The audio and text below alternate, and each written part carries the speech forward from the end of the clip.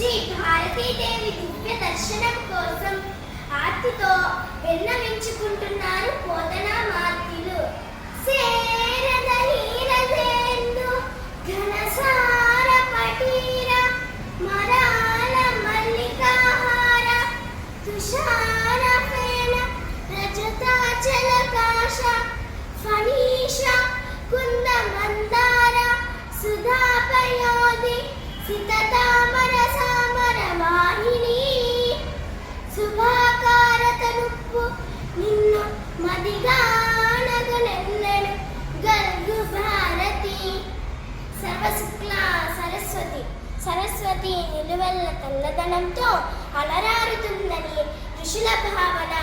లోకంలో తెల్లదనంతో విరాజిల్లే పవిత్ర వస్తువుల కొన్నిటిని ఉపమానాదిగా సరస్వతి స్వరూపాన్ని సంభావిస్తున్నారు పోతనామార్తులు.